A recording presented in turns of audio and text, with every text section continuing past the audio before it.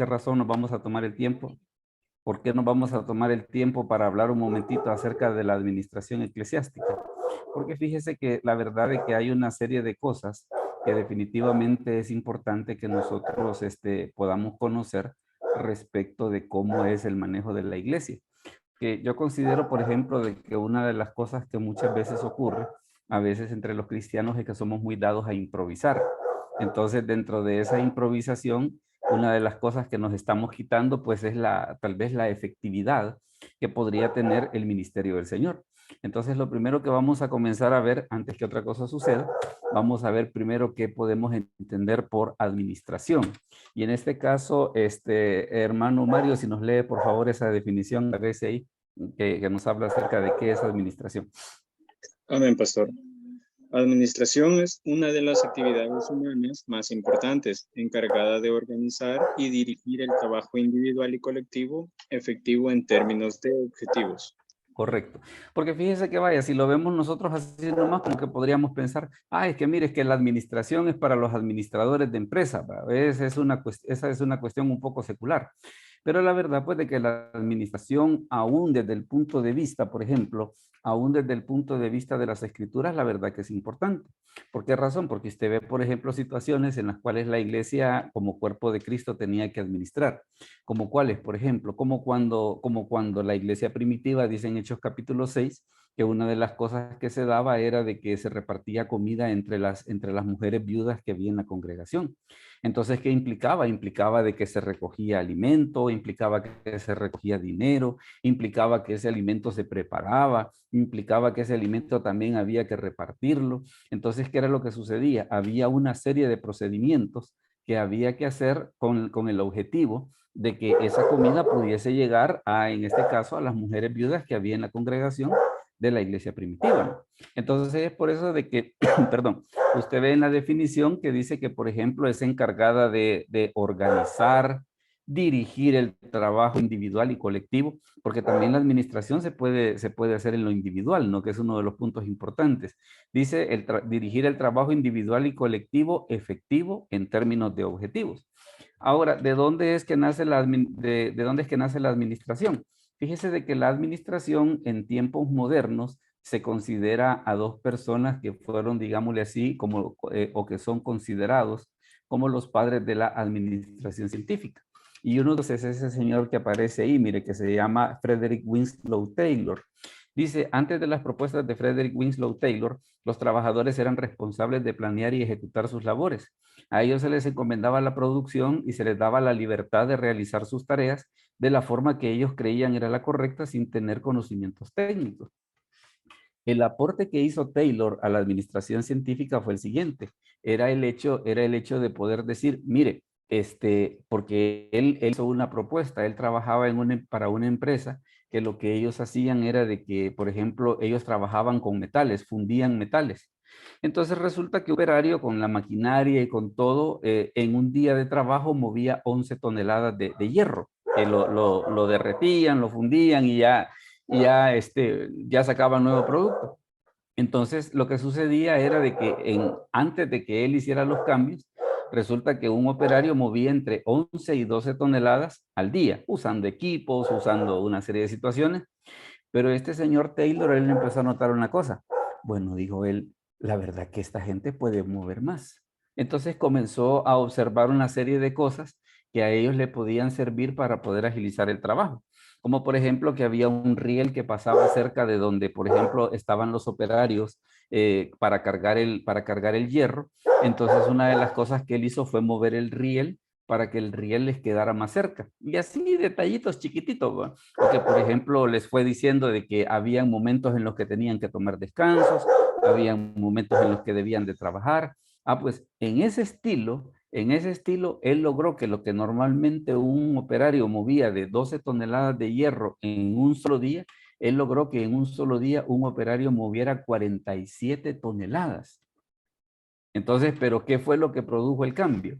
Lo que produjo el cambio fue precisamente un uso eficiente, entre otras cosas, del tiempo, un uso eficiente de los movimientos, una serie de situaciones, ¿no? Entonces, es por eso de que para nosotros, como creyentes en ese aspecto, la verdad es que es importante que nosotros podamos conocer un poco de la administración. Ahora, y usted puede decir, mire, ¿y la Biblia habla acerca de administración? Claro que sí. Claro que sí, y eso es precisamente lo que vamos a ver. Recuerde de que como parte de la mecánica que tenemos, a medida que vayamos dando la explicación, si usted tiene alguna pregunta, si hay algo que usted quisiera que lo explicásemos mejor, pues ya sabe, solo levante la reacción allí y usted puede lanzar su pregunta, o inclusive, por ejemplo, si usted tiene algún comentario que siente que puede enriquecer lo que estamos diciendo, también dele que es bienvenido. Entonces, ver que ahorita tenemos esa situación de que primero hemos definido qué es la administración, vemos por qué la administración científica es tan importante y ahora pues a lo que vamos a pasar es precisamente a la administración según cómo aparece en las escrituras. Y fíjense que en las escrituras, bueno, para efecto del estudio de hoy, vamos a hablar acerca de tres principios. Vamos a hablar acerca de tres principios, aunque seguramente hay más. Pero este día vamos a hablar específicamente acerca de tres. Y vamos a ver cómo esos tres son importantes precisamente para la vida de la iglesia. Y fíjense que el primer caso, bueno, fíjese que el primer principio que vamos a ver es el principio que se llama la delegación de autoridad. Y esto de la delegación de autoridad lo vamos a ver explicado en un caso bien interesante en las escrituras, porque ahorita los tres que vamos a ver son casos. O sea, ahorita no vamos a ver definiciones, sino que vamos a ver casos con la idea de que nosotros podamos entender cada uno de los principios. Mire, por ejemplo, lo que sucede en este primer caso. El primer caso se encuentra en Éxodo 18, del 13 al 16. Veamos, Oscar, si nos puedes leer esa cita, por favor. Éxodo 18, del 13 al 16. Dice la palabra del Señor: aconteció que al día siguiente se sentó Moisés a juzgar al pueblo, y el pueblo estuvo delante de Moisés desde la mañana hasta la tarde. Viendo el suegro de Moisés todo lo que él hacía con el pueblo, dijo: ¿qué es esto que haces tú con el pueblo? ¿Por qué te sientas tú solo y todo el pueblo está delante de ti desde la mañana hasta la tarde? Y Moisés respondió a su suegro: porque el pueblo viene a mí para consultar a Dios. Cuando tienen asuntos, vienen a mí, y yo juzgo entre el uno y el otro, y declaro las ordenanzas de Dios y sus leyes. Correcto. Vea de que lo que había sucedido en este momento era que el pueblo de Israel ya había salido de Egipto, ya habían cruzado el Mar Rojo, o sea que en este momento prácticamente ellos ya estaban libres de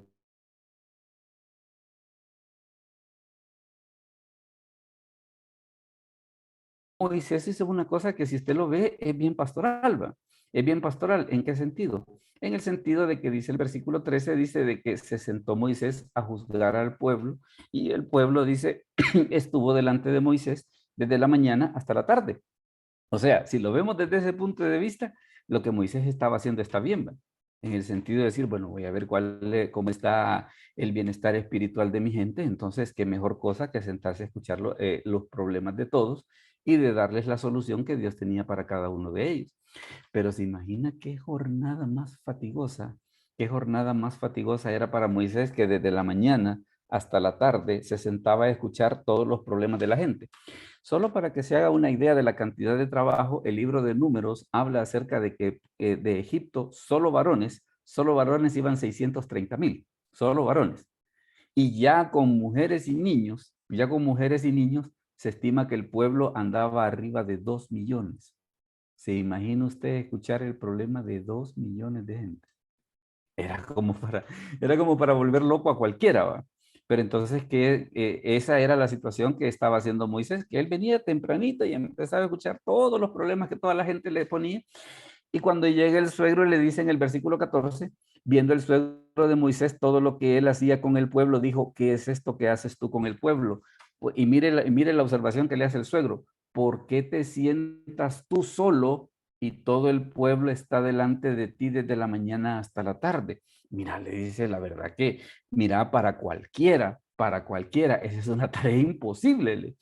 Entonces en el 15 le dice Moisés, y Moisés respondió a su pueblo, porque el pueblo viene a mí para consultar a Dios. O sea, si lo ves desde el punto de vista, mira, es que yo necesito resolver una necesidad. Eso está perfecto. Eso está perfecto. El hecho de decir, voy a resolver una necesidad y todavía le dicen el 16, cuando tienen asuntos, vienen a mí y yo juzgo entre el uno y el otro y declaro las ordenanzas de Dios y sus leyes. Si lo vemos desde ese punto de vista, digámosle así, lo que Moisés estaba haciendo estaba correcto. Pero ¿qué era lo que estaba fallando? Lo que estaba fallando era la manera en la que lo estaba haciendo. Eso era lo que estaba fallando. Entonces, como eso era lo que estaba fallando, ¿qué es lo que dice la escritura que hizo Jetro? Y eso es lo que vamos a ver ahorita. Mire, y es la parte interesante. Déjeme ver por acá, así. Entonces, mire lo que sucedió, mire lo que sucedió y vamos a ver que nos puedan ayudar aquí con la lectura. Hermano Milton, si nos ayuda, por favor, con la lectura de ese pasaje. Éxodo 18 del 17 al 20. Si tiene problema para verlo o si tiene problema con el micrófono, nos dice. Amén, pastor. Dice, entonces el suegro de Moisés le dijo, no está bien lo que haces. Desfallecerás de todo, tú y también este pueblo que está contigo, porque el trabajo es demasiado pesado para ti. No podrás hacerlo tú solo. Oye ahora mi voz.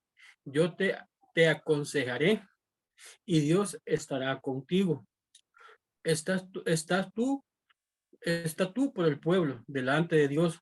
Somete tú a los asuntos a Dios y enseña a ellos las ordenanzas, las leyes y muéstrales el camino por donde deben andar y lo que han de hacer.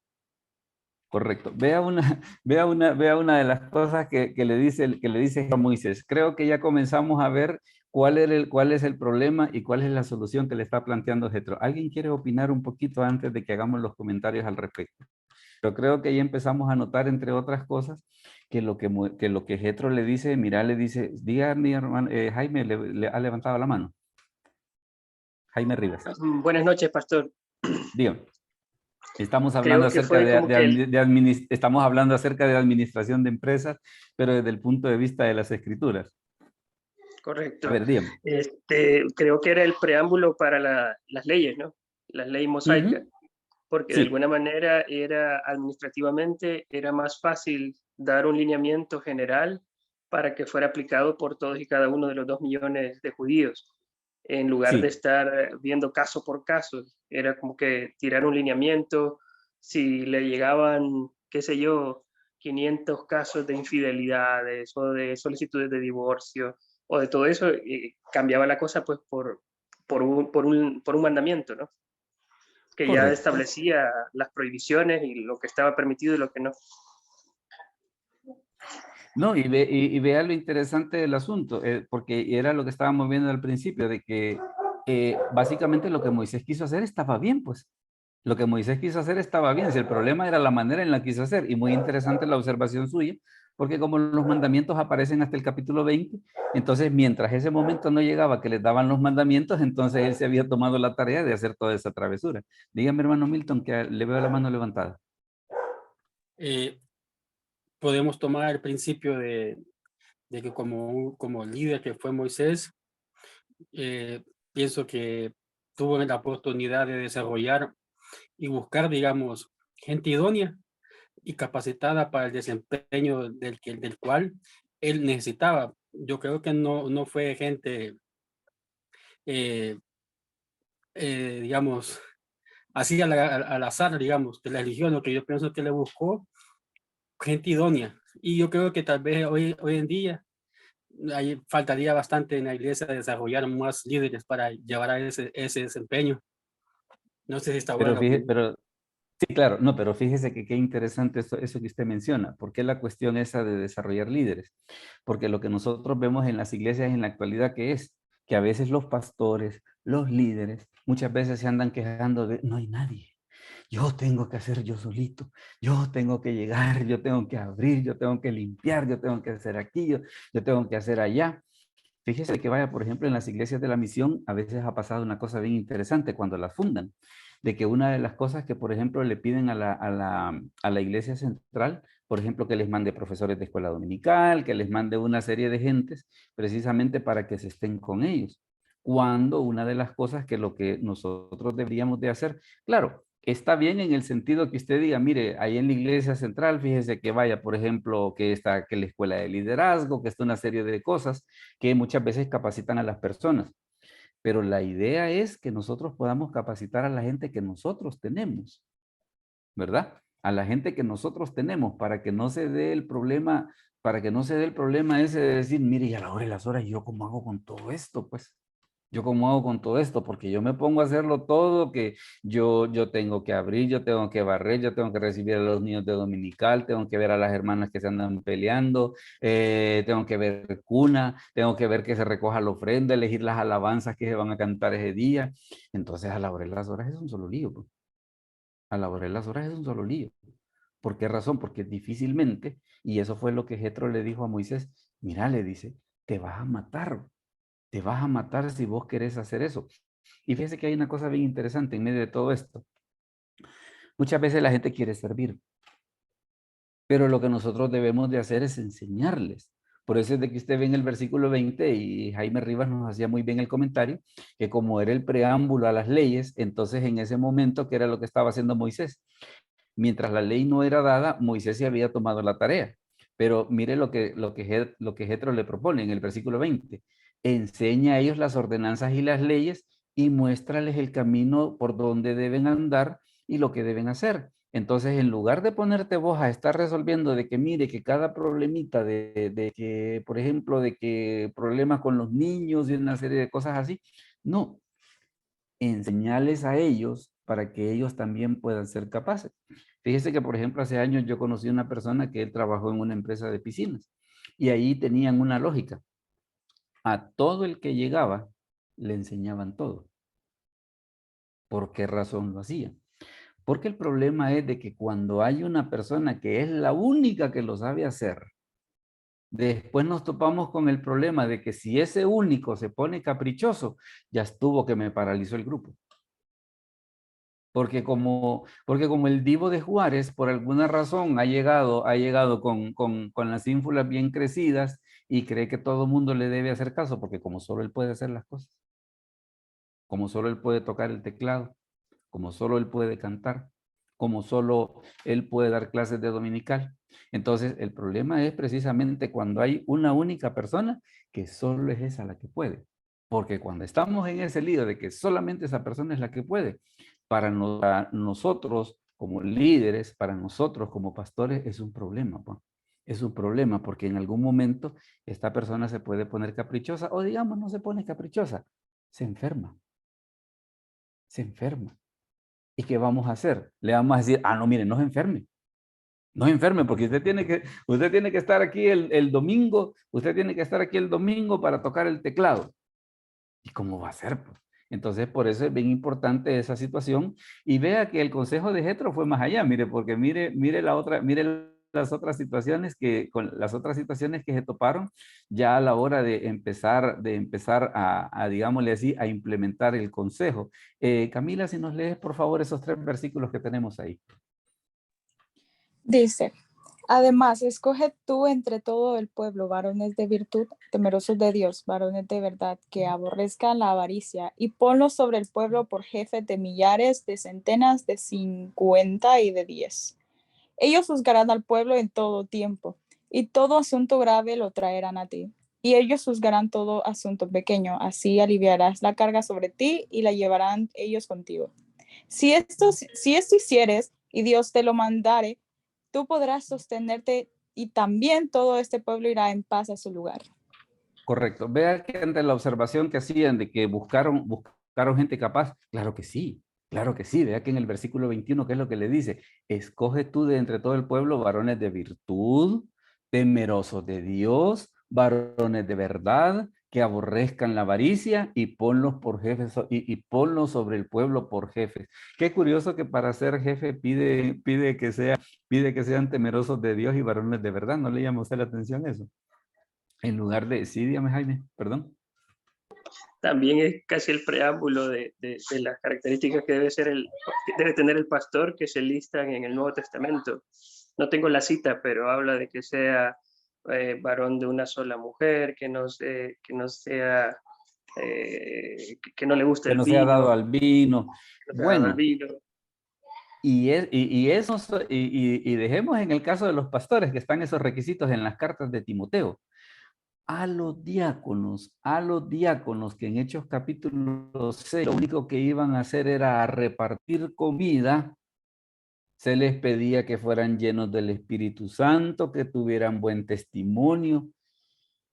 ¿Y por qué se necesita ser lleno del Espíritu Santo para repartir comida usted? No, pero es que entre otras cosas para poder tratar a la gente con amabilidad, para ser justos, para tener la visión espiritual en el sentido de que no solamente es el hecho de repartir la comida, sino que también a veces hay otras necesidades espirituales de por medio, ¿no?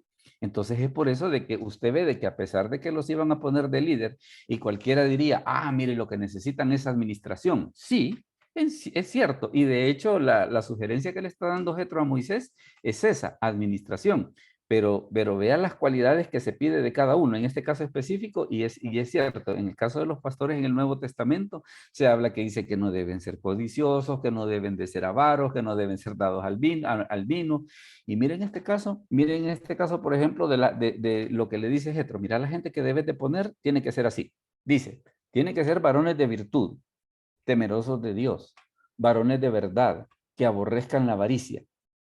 ¿Y qué vas a hacer? Ponelo sobre el pueblo por jefes de millares, de centenas, de 50 y de 10. ¿Dígame? ¿Hola? Sin lugar a dudas es por el tema este de que el poder corrompe, ¿no? Y Sí. si se manda a alguien Excelente. muy débil y no tiene, digamos, eso no es garantía de que vaya a ser exitoso, pero si no tiene eso es casi la condena al fracaso, ¿no? Sí, no, y ese es un buen punto, la cuestión esa de la corrupción. La cuestión de la corrupción. Pues sí, porque vaya alguien, por ejemplo, que diga, ah, mira, a mí, que tal vez imagínense entre cheradas se pusieran, y a vos de cuánto de jefes te pusieron, a mí me pusieron jefe de 100, a mí me pusieron jefe de 1000, fíjate, estoy sobre vos. Entonces también, bueno, inclusive el Nuevo Testamento, cuando habla acerca de los diáconos y de todo ese tipo de cosas, menciona una frase bien interesante. Dice, no un neófito, dice, no sea que envaneciéndose caiga en lazo del diablo. Entonces, en ese aspecto, qué es lo importante? El hecho, vea usted, de que lo que estaban buscando es, mira Moisés, en esas 2 millones de gentes que tú tenés allí, tenés gente que es capaz. Entonces, lo que vos tenés que hacer es que dentro de esos 2 millones que tenés ahí, empezá a capacitar gente, dales autoridad a la gente. ¿Con qué idea? Con la idea de que ellos puedan ayudarte a ti a llevar la carga. Usted se fija, por ejemplo, que en las grandes empresas, ¿qué es lo que sucede? Por ejemplo, está el apoderado legal.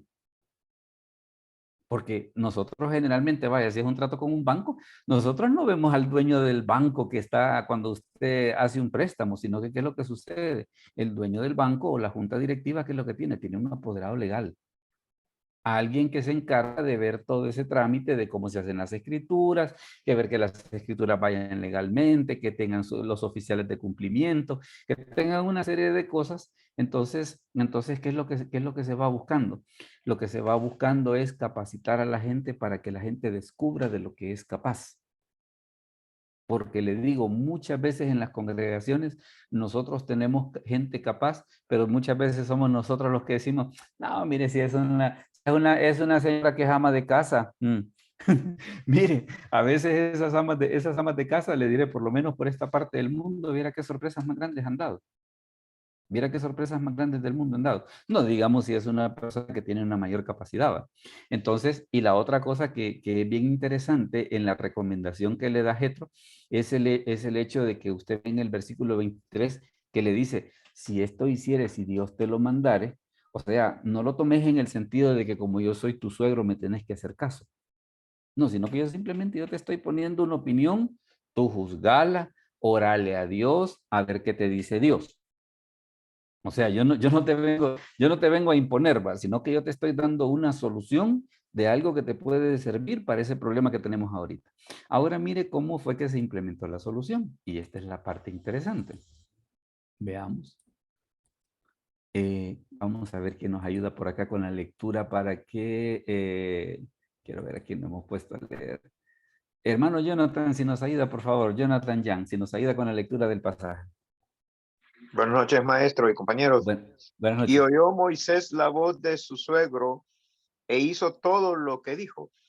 Escogió Moisés varones de virtud de entre todo Israel y los puso por jefes sobre el pueblo, sobre 1000, sobre 100, sobre 50 y sobre 10. Y juzgaban al pueblo en todo tiempo el asunto difícil. Lo traían a Moisés y ellos juzgaban todo asunto pequeño. Y despidió Moisés a su suegro y éste se fue a su tierra. Mire qué cosa más interesante. Le digo, este pasaje, viera cuántas cosas me hace pensar a mí. Primero, digámosle así, la prudencia que tuvo el suegro de hacerle una recomendación, ¿verdad? Por aquello de que no fuera a sonar, de que Moisés dijera, este solo porque es mi suegro cree que puede venir a mandar aquí, ¿verdad?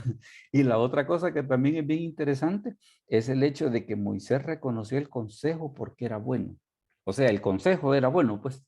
Aquella cuestión de que, porque le digo, muchas veces, y es una cosa bien tremenda de la naturaleza humana, es el hecho de que nos cuesta aceptar un buen consejo.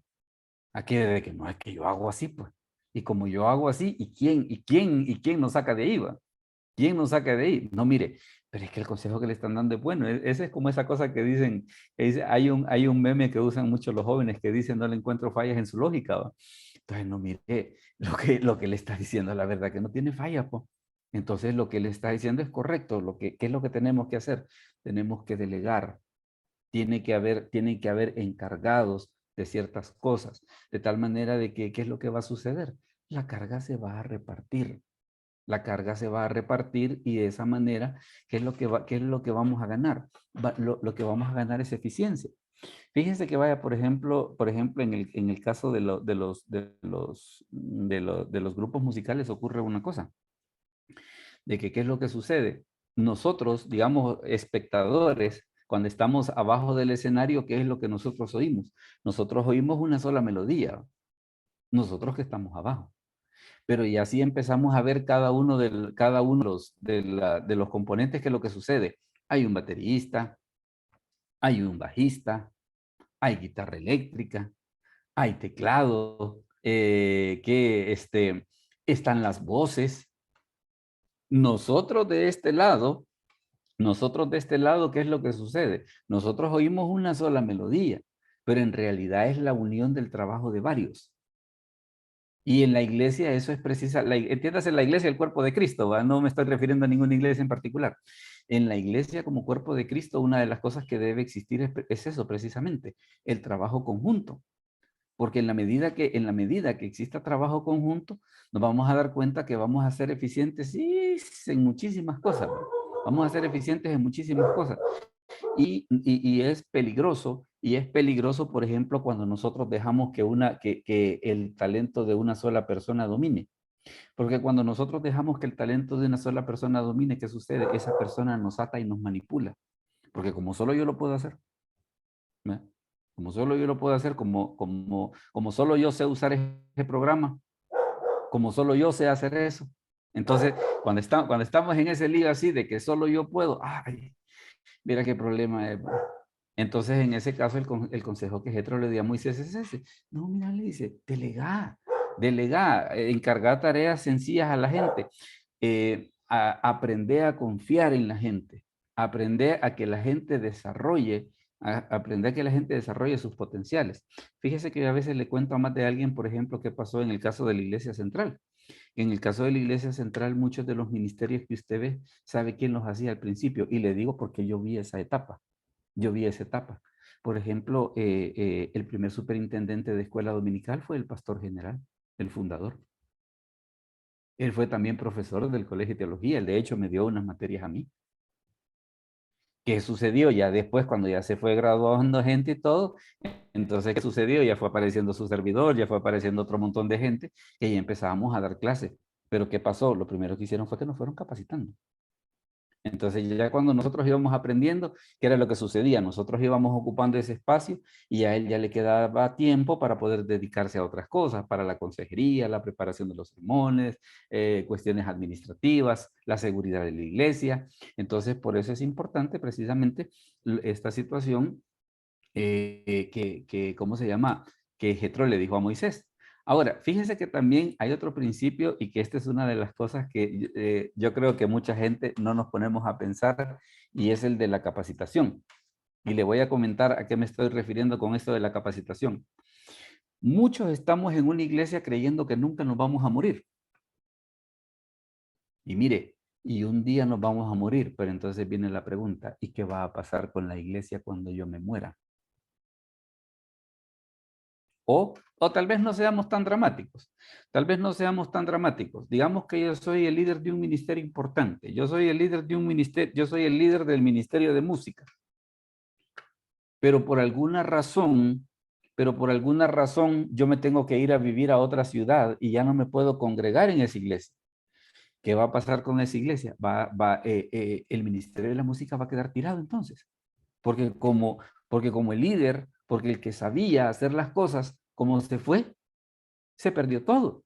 Entonces, fíjese que en este caso, este segundo caso que vamos a ver, el primero habíamos visto con Jetro, la cuestión esta de la delegación de autoridad. ¿Va? Ahora mire lo que sucede, por ejemplo, en el caso este de la capacitación. Eso que, déjenme ver quiero ver si se ve por acá. Ah, no, todavía no. Eso que usted ve ahí, bueno, está el nombre de Josué y también está como se lee en hebreo. En hebreo se lee Yehoshua. Yehoshua, así es como se lee el nombre de Josué. Pero fíjese que este Josué es bien interesante en este aspecto. De que a veces la gente piensa de que cuando murió Moisés dijeron, Tin Marín de Dopingüe, elijamos a Josué. Y no fue así. Y no fue así. Sino que en el caso de Josué fue un proceso de preparación de más de 40 años. Y ya va a ver por qué. Ya va a ver por qué. Vea, por ejemplo, en este caso, hermano Mario, léanos esa cita, por favor, Éxodo 17:9. Éxodo 17:9. Pastor. Y dijo Moisés a Josué, escógenos varones y sal a pelear contra Amalek. Mañana yo estaré sobre la cumbre del collado y la vara de Dios en mi mano. Correcto. A esa cita que el hermano Mario nos acaba de leer era el pueblo recién salido de Egipto, ya habían cruzado el Mar Rojo, lo primero que se encuentran es con una guerra y a quién designan, a Josué. Y eso estamos hablando de que es 40 años antes que el pueblo de Israel llegue a Canaán. 40 años antes, Moisés ya le había echado el ojo a Josué, de que Josué tenía capacidad de dirigir, tenía capacidad militar, y entonces dijo, bueno, ¿qué es lo que vamos a hacer? Lo vamos a empezar a entrenar. ¿Pero qué vamos a hacer? Lo vamos a comenzar a entrenar con una batalla chiquita, ¿verdad? Con una batalla chiquita, yo lo voy a estar viendo desde la loma, ¿verdad? Y así vamos a ver que todo salga bien. Y luego fíjese también este otro paso. Edwin, léenos por favor Éxodo 24:13, la cita que acabo de poner en la pantalla. Se levantó Moisés con Josué su servidor y Moisés subió al monte de Dios. O sea, de que cuando Moisés subió al monte Sinaí para recoger las tablas de la ley, ¿quién era la persona que le estaba acompañando? Josué, ¿verdad? Y vea de que en este caso dice Éxodo 24 que Josué era su servidor. Entonces, luego mire adelante si seguimos acá en Números 11:28. Camila, si nos lees esa cita, por favor. Números 11:28. Entonces respondió Josué, hijo de Nun, ayúdate de Moisés, uno de sus jóvenes, y dijo, Señor mío, Moisés, impídelos. Impídelos. Esto era porque habían otras personas sobre las cuales el Espíritu Santo había sido repartido y a Josué como que le dio un poco de celo, de celo de que no entendía qué era lo que estaba pasando. Y entonces le dice a Josué, no, le dice, impídelo. Y Moisés le dice, ¿por qué lo voy a impedir? Ojalá y todo el pueblo fuera profeta. Pero vea de que Josué no es de que ya en Josué capítulo 1 de repente lo nombraron. 40 años antes, 40 años antes, ¿qué es lo que estaban haciendo? Lo estaban preparando. Lo estaban preparando. Dígame, hermano Jan. Hola. Active el Solo micrófono. como aporte, sí, maestro.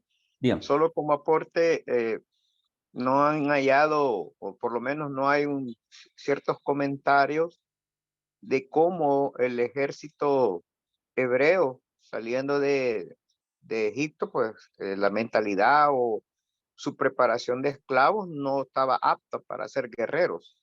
Por lo tanto, No. pues no hay fuentes donde realmente haya una historia donde estos hebreos se habían preparado realmente para la guerra. Es decir, yo sé que la línea o ¿cómo se llama? El aprendizaje es la administración, pero ese punto es bien importante rescatar porque ellos venían de ser esclavos y la primera guerra, ¿cómo podían tener estrategia, verdad? Es por ello que...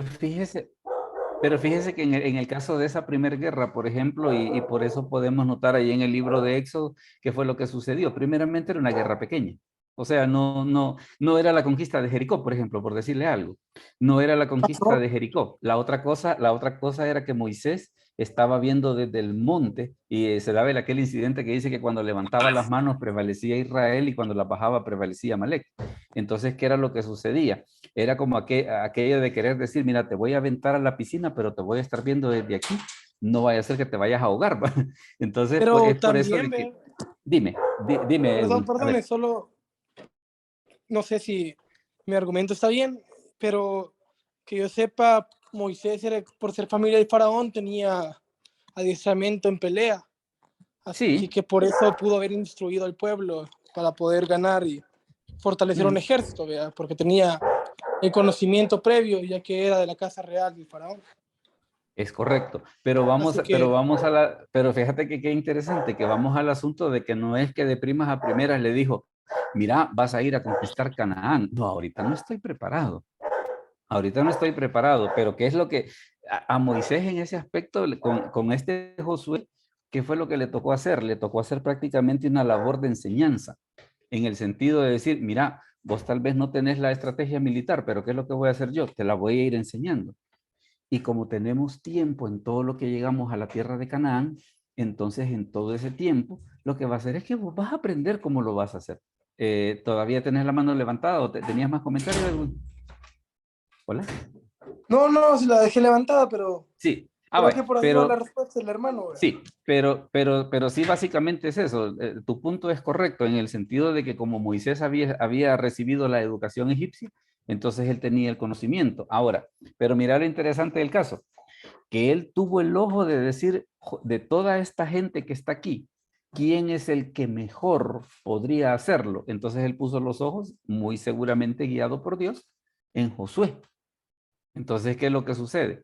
Le puso los ojos en Josué, pero ¿qué comenzó a hacer? Lo comenzó a preparar poco a poco. Eso es, por ejemplo, como le voy a poner un caso. Muchas veces, por ejemplo, en el caso de los boxeadores hacen una cosa, que primero en el proceso de preparación, ¿qué es lo que hacen? Primero le ponen un peleador fácil para que agarre confianza. ¿Va? Si le ponen uno que lo noquea a la primera, entonces lo más seguro que va a decir, no, mire, mejor voy a ir a seguir trabajando en Starbucks.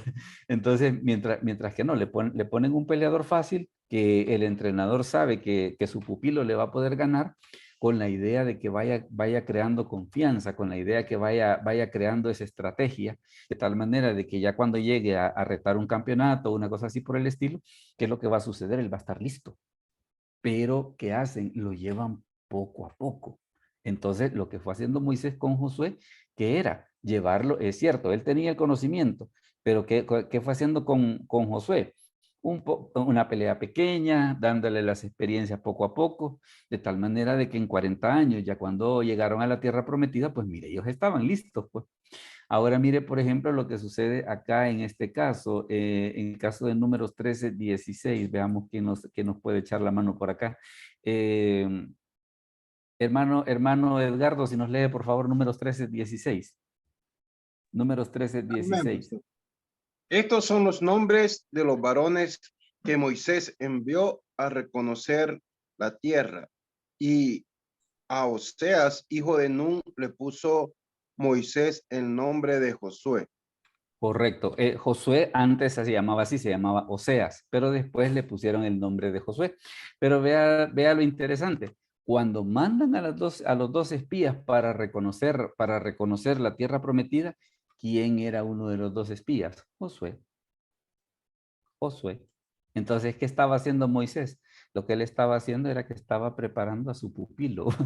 Estaba así, por eso le digo, si tenemos la analogía del boxeo, lo que él estaba haciendo es que estaba preparando a su peleador, ¿va? Porque sabía de que más adelante, ¿qué era lo que iba a hacer? No iba a ir a conquistar una ciudad, iba a ir a conquistar un país. Dígame, hermano Milton. Hola, le veo con la mano levantada. En este caso, a Moisés capacitó a Josué. Sí. Pero Moisés tenía una mente abierta en saber que él, que o no, en un futuro, él iba a ser el sucesor de poder guiar a ese pueblo. Ah, Mi qué pregunta es, interesante. Sí. en Moisés vemos que él tenía una mente mente Abierta. de reino, como muchas veces se le puede mencionar. Y que con aquellos pastores que son bien celosos en pensar que si capacito a este me va a dar en la nuca. O le va a quitar Cuando el ellos puesto. mueren, cuando ellos se mueren, la iglesia se muere. Eso es sencillamente lo que pasa. Cuando ellos se mueren, la iglesia se muere. Y es que fíjese que ese es un problema. Hace años, por ejemplo, ahí en la iglesia tuvieron unas sus charlas bien interesantes sobre el liderazgo y explicaban una cosa que se llamaba el síndrome del tapón de corcho. Que vaya, por ejemplo, cuando usted llega a la iglesia, ¿qué es lo que sucede? ¿En qué empieza a servir usted? En tráfico, en escuela dominical, en acomodación. Ya después que, por ejemplo, que puede ir, por ejemplo, al Ministerio de Penales, que pan y chocolate, o se mete a estudiar teología, y va subiendo. Pero ¿y qué pasa cuando se gradúa de pastor? ¿Quién está arriba de usted? El pastor va. Amén. Entonces, están dos opciones. Están dos opciones. O le doy un golpe de púlpito a este, o me voy a poner una iglesia por otro lado. O me voy a poner una iglesia por otro lado. Entonces, fíjese que lo interesante debería de ser, y esa es una de las cosas que muchas veces como pastores y como líderes nos cuesta entender, el hecho de que nosotros capacitemos a la gente de tal manera que la gente no nos quiera dar en la nuca. ¿Verdad? Que no quiera hacer aquello de que, pues mira, yo te dejo predicar porque vos predicas bonito, pero como a la gente le empieza a gustar cómo predicas, entonces ya vos después te querés ir a poner tu iglesia por aparte, pero qué galán que te quisieras ir a poner la iglesia, sino que te querés llevar a mi gente. ¿Verdad? Te querés llevar a la gente que yo preparé. Entonces ahí es donde ya entra esa parte del egoísmo. Pero fíjense que hay una situación bien interesante y quizás veámoslo como un poco de justicia de Dios. El hecho de que a veces, por ejemplo, y en la iglesia ha pasado, de que a veces cuando han habido gentes que se han llevado gente de la iglesia, después regresan. Regresa la gente que se fue, ¿va? Regresa la gente que se fue. Porque recuerde una cosa, la gente de la congregación no es suya. No le pertenece. Nosotros simplemente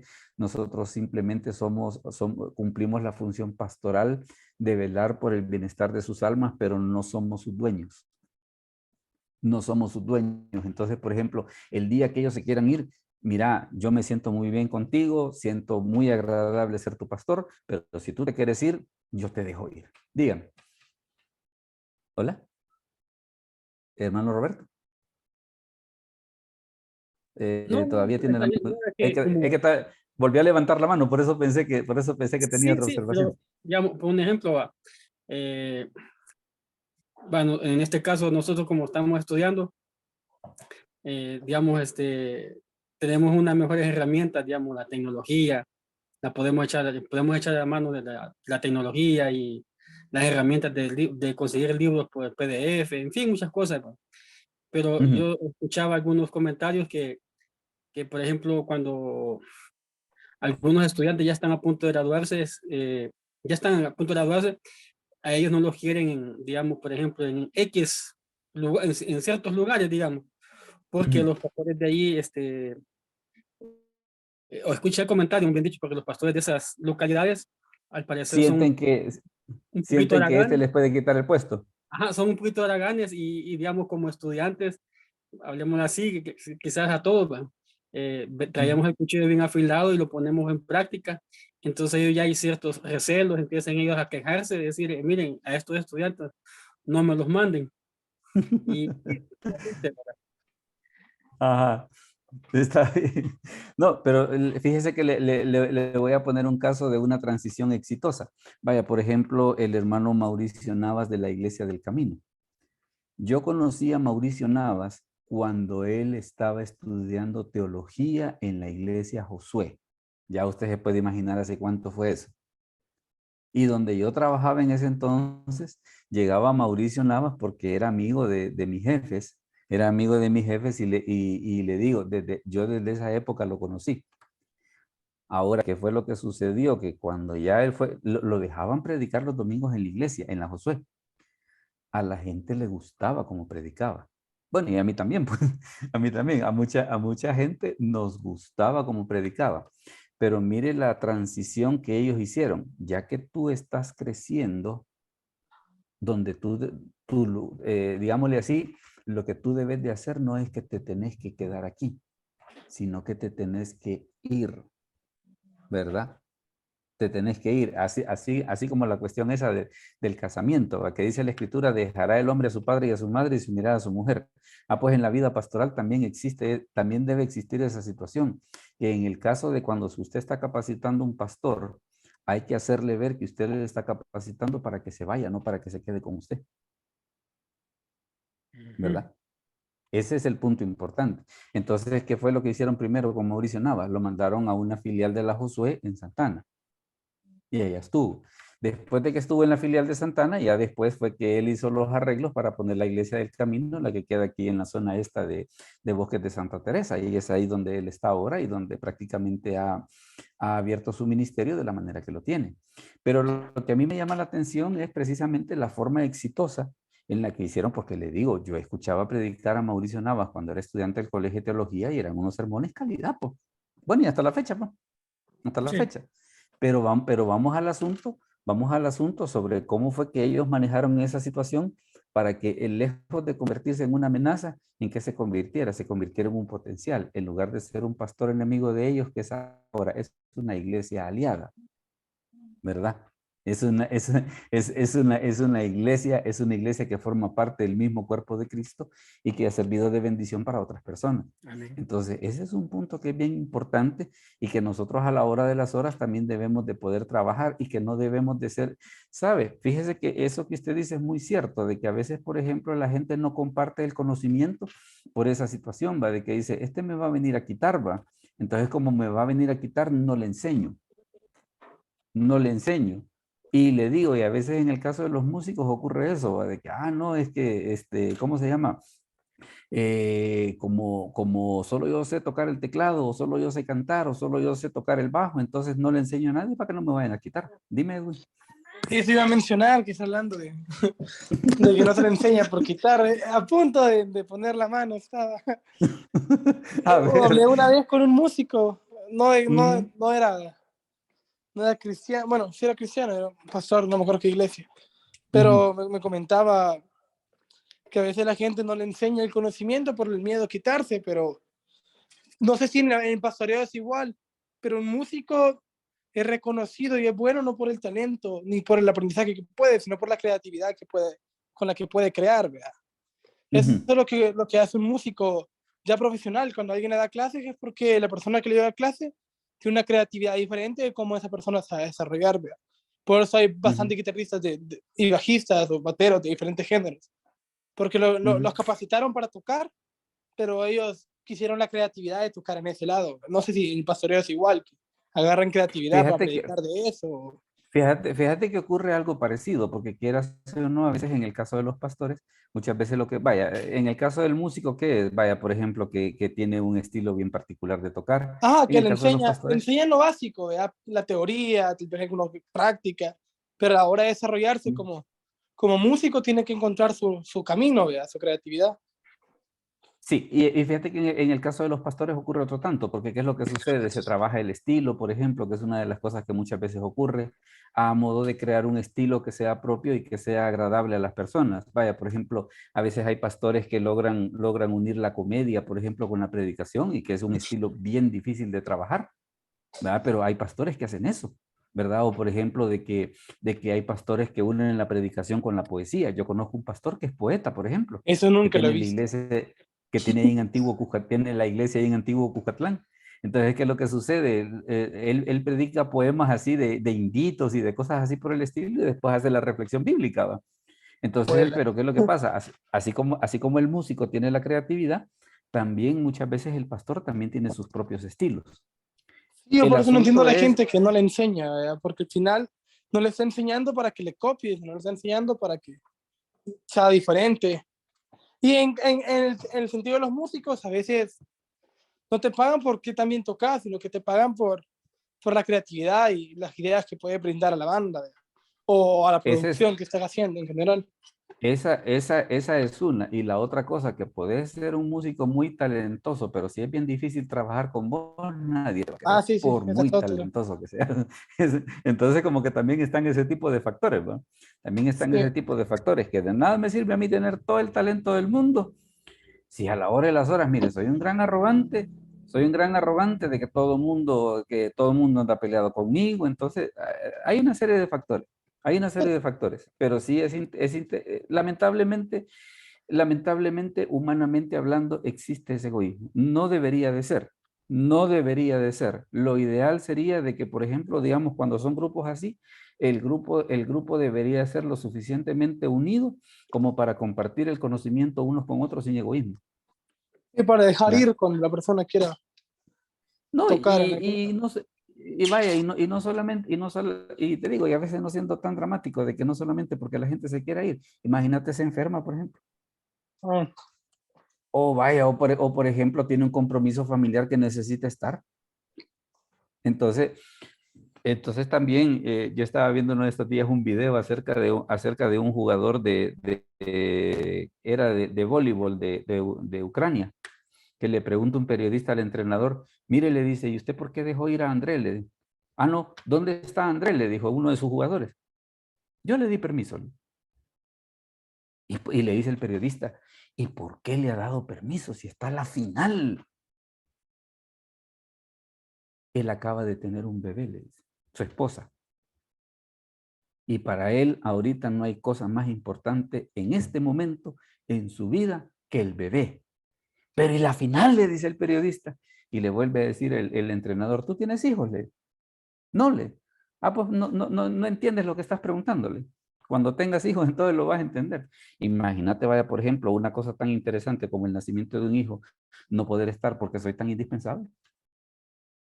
No, entonces ahí es donde está la cuestión esa de que por eso la capacitación es interesante. Miren lo que ocurre en este Deuteronomio 31:14.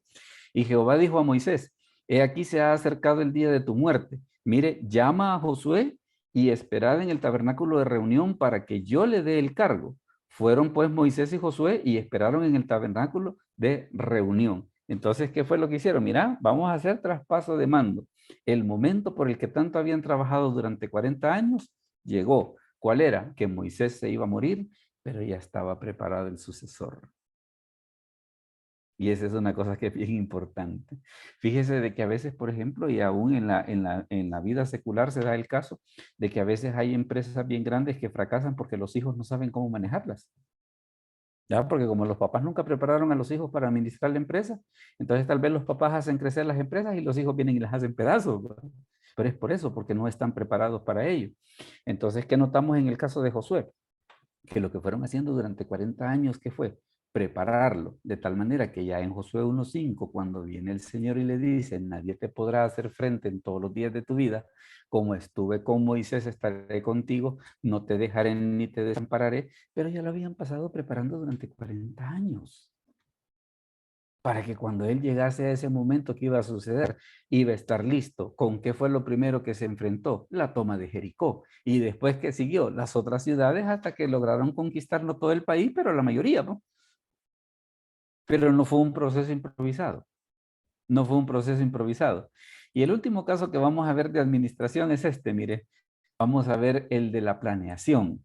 El de la planeación. Este caso está bien interesante. Camila, si nos ayudas, por favor, a leer ese texto. Es Lucas 14 del 28 al 30.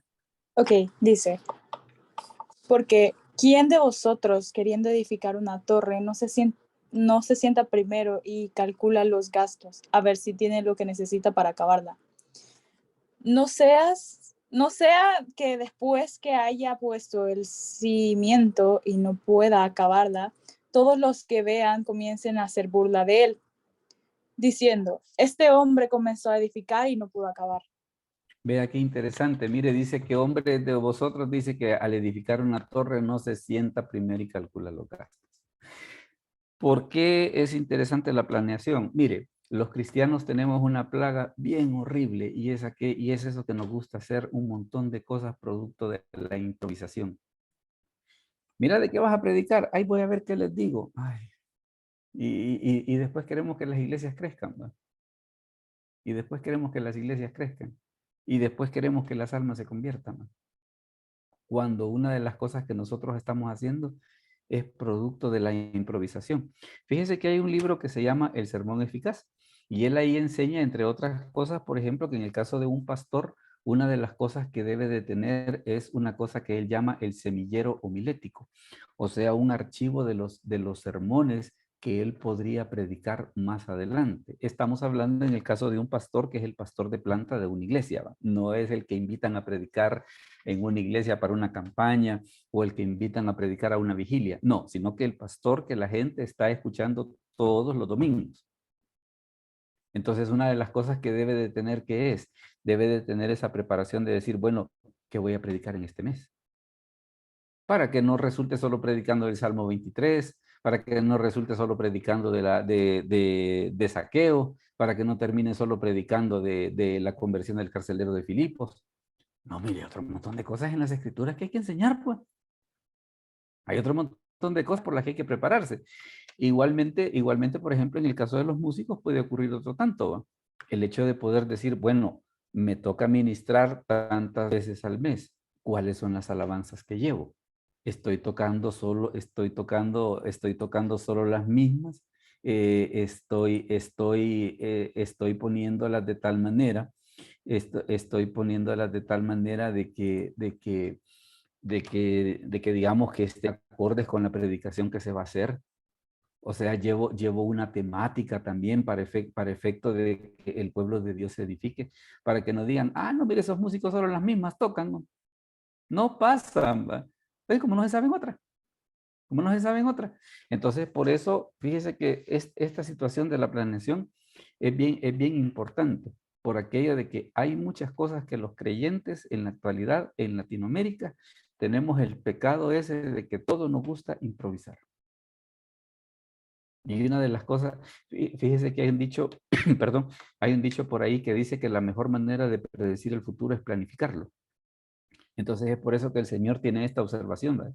Dice, ¿quién de vosotros queriendo edificar una torre, no se sienta primero y calcula los gastos? Dice, a ver si tiene todo lo que necesita para acabarla. Entonces hay una serie de cosas que definitivamente, vaya, fíjese que por ejemplo los japoneses tienen una locura, que ellos por ejemplo cuando en las entrevistas de trabajo hacen esta pregunta, ¿cuándo se va a morir? Usted escucha la pregunta y dice, sí, como que yo sé eso, pues, como que yo sé eso, pero ellos preguntan, ¿y cuándo se va a morir? Ah, o la otra cosa, ¿qué tiene pensado hacer cuando se muera? Pero mire la respuesta que ellos van esperando. Ah, mire, es que fíjese de que yo ahorita estoy pagando un nicho de tal manera pues de que cuando yo me muera, pues que no tener que mis familiares que no se vean en problema de andar corriendo de aquí para allá como locos viendo cómo me entierran, ¿verdad? Sino que estoy pagando así por sustitos, estoy pagando mi nicho. O la otra cosa, yo espero vivir tanto tiempo, porque entre otras cosas, pues tengo una vida sana, no tengo vicios, hago deporte, tengo una serie de situaciones que mi expectativa de vida pues es vivir 70, 80 años. Entonces eso a ellos les sirve de base como para poder decir, esta persona es previsora, ¿va? Esta persona es previsora. Entonces, por eso es de que esta parábola es bien importante. Y es donde el Señor dice, mire, empecemos a planear, hombre. Ya parémosle de improvisar. Ya parémosle de improvisar, porque el problema que tenemos los cristianos últimamente, y tal vez el ministerio no es más exitoso de lo que debiera, porque improvisamos mucho. Entonces el problema es que como improvisamos mucho, no somos exitosos. No somos exitosos. Y usted se fija que, por ejemplo, que hay varias cosas en las escrituras que se ve que había planes, pues. Bueno, la construcción del arca de Noé, ¿verdad? Que a veces uno de los líos que se pregunta, que se hace es, bueno, ¿y de dónde sacó Noé la madera? Si la construyó él solo o le pagó a gente para que le hicieran. Hay una serie de factores que van ahí de por medio. Veamos. Vamos a dejar el espacio para una o dos preguntitas. ¿Alguien tiene alguna pregunta al respecto o algún comentario? Dígame, Jaime. Un comentario, un Dígame. ejemplo que creo que casa muy bien con lo que es el entrenamiento y la planificación es el caso de José. Dado todo el entrenamiento por todas las vicisitudes que pasó y que fue básicamente la construcción de un carácter fuerte, un carácter siempre al temeroso de Dios, siempre temeroso de la ley, siempre queriendo también, más bien con dotes también administrativos significantes, de mucha fortaleza. Sí. Cuando ya fue el tema de administrar toda la producción agrícola durante los 7 años de bonanza, previendo los 7 de escasez que iban a haber, sin duda, ¿verdad? Que fue algo extraordinario, ¿verdad? Y otro gran estadista, pues también Daniel, ¿no? Que en este caso fue también entrenado y fue puesto a prueba. Y bueno, creo que son dos ejemplos muy buenos para tomar en consideración. Que invitan a la reflexión, claro. ¿No? Y fíjese que ese caso de José es muy bonito por la cuestión esa de que antes de administrar Egipto, él ya había sido entrenado administrando la casa de Potifar y después administrando la cárcel, ¿va? O sea que ya había pasado por 2 etapas. A ver, hermano, el que tiene ahí que dice Samsung SM135. Vamos a ver, dígame. Bendiciones, pastor. A ver. Sí, bendiciones a todos los compañeros que me escuchan. La verdad de que este tema de liderazgo es bastante complejo, por así decirlo, porque muchas veces solo podemos ver el lado negativo del liderazgo y algunas veces lo vemos de una manera egoísta, pues si decimos, no enseña por cuestiones de egoísmo, aunque sí se pueda ver, ¿verdad? Pero yo considero que no es tanto de egoísmo, sino que de la mala manera de los que los formaron como líderes, pues. Porque también las personas que son líderes y no enseñan es porque no les enseñaron ese factor de seguirse multiplicando, pues. Entonces, al final no es el error de ellos que no puedan seguirse multiplicando como líderes, sino porque no les enseñaron de esa manera, pues. Mi punto de vista, usted me corrige, compañeros. No, pero le diré, está muy bueno. ¿Por qué razón? Porque como no tenemos esa cultura. Entonces, que es una de las cosas que nosotros pretendemos, por ejemplo, con este tipo de estudio, que por ejemplo que tengamos esa cultura de que debemos de pensar de que nosotros no siempre vamos a estar ahí. Y que debemos de ir pensando en quién va a quedar después. Dígame. Sí, la otra reflexión que nos daba sobre el pastor Navas, óigame, yo creo que fue la más honesta que se hizo con él. Yo creo que es un ejemplo a ser imitado, pues, en que si 2 líderes no pueden caber juntos, no es porque se estorben el uno con el otro, sino porque ahora ya está preparado y ahora pues a soltarlo para que aprenda a defenderse y a liderar como aprendido. Y yo creo que es la manera más honesta que se podría hacer con un líder que yo mismo lo he formado, pues. Y de esa misma manera evito caer en el peor pecado que es el egoísmo, pues. Si me equivoco, me corrigen, compañeros y maestros. Bendiciones. No, pero le diré, el aporte está muy bueno en el sentido de que como no tenemos esa cultura de enseñar, ¿verdad? Porque no se nos ha enseñado a enseñar, digámosle así. Permítame, hermano Jaime, que el hermano Jonathan Jan tenía un comentario y después vamos al suyo. No, era eso, maestro, el aporte con José, él traía quizás ese talento, pues, porque como me dice desde el inicio, el papá lo mandaba a vigiar a los hermanos, estoy diciendo mis palabras, ¿verdad? Sí. Y miraba él todo lo que, ¿cómo se llama? Miraba ahí cómo era, digamos, cómo era El el comportamiento de ellos. movimiento, lo llamar así, de las ovejas, etcétera. Y sobre todo desde que estaba en la cárcel, el carcelero, valga la redundancia, vio en él que tenía ese don de poder administrar. Así que creo que eso también le ayudó. Sí, no, sí, fueron etapas en las cuales Dios lo fue preparando para la misión que después le iba a encargar de ser el administrador de todo Egipto, ¿verdad? Hermano Jaime Rivas, dígame, tenía un comentario antes de que vayamos finalizando. Tal vez un aspecto, pastor, de que no necesariamente es lo que más se asocia a un líder, que es saber cuándo también hacerse a un lado. En el caso de Juan el Bautista, cuando él supo hacerse a un lado, pues cuando él empezó a menguar para que nuestro Señor pues se manifestara, ¿no? Él nunca se puso ni a competir ni nada por el estilo, pues. O Y aquello de que yo no quiero que me quiten de esto.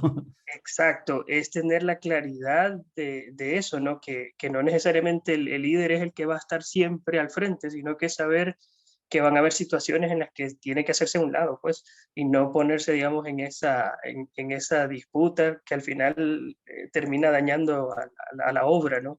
A la Así es, misión. así es, así es. Bueno, mire qué comentarios más interesantes han habido y de veras de que sus aportes han enriquecido el tema de hoy y aquí le voy a presentar cuál es el tema de la próxima semana. Mire, el tema de la próxima semana que tenemos es Priscila y Aquila. Este es un matrimonio que aparece en las Escrituras que nos va a servir la próxima semana para que nosotros podamos aprender una cosa bien interesante. ¿Qué pasa cuando la mujer es más exitosa que el hombre? Entonces lo vamos a ver la próxima semana, ilustrado precisamente en ese matrimonio. Le voy a dar un spoiler. Yo conocí, por ejemplo, una persona de que la esposa practicaba tiro con arco, ¿verdad? Entonces, en su parte del tiro con arco, ¿qué era lo que tenía que hacer? La hacían hacer pesas, la hacían correr, la hacían hacer bicicleta, le enseñaban ballet, porque la esposa había competido a nivel centroamericano. Entonces, ¿cómo se maneja eso? ¿Cómo se maneja eso? Entonces, la próxima semana, el 9 de noviembre, lo vamos a ver precisamente en el tema de Priscila y Aquila. Así que así es como va a estar la cosa para la próxima semana, ¿verdad? Así que desde ya están todos invitados. Vamos a orar entonces para terminar. Les agradezco pues que hayan podido estar con nosotros en la reunión. Otro momento se va a compartir el video ya cuando Oscar ya lo tenga ahí listo para que cada quien lo pueda tener. Así que vamos a orar y se les agradece a cada uno por haber estado. Padre, te damos gracias por este momento. Gracias por cada uno de mis hermanos que se unieron. Bendice sus vidas. Gracias porque tienen ese deseo de querer conocer cada vez más de ti. Danos una buena noche, te lo suplicamos en el nombre de Jesús. Amén. Bueno, mis hermanos, entonces el Señor me los bendiga y nos vemos la próxima semana.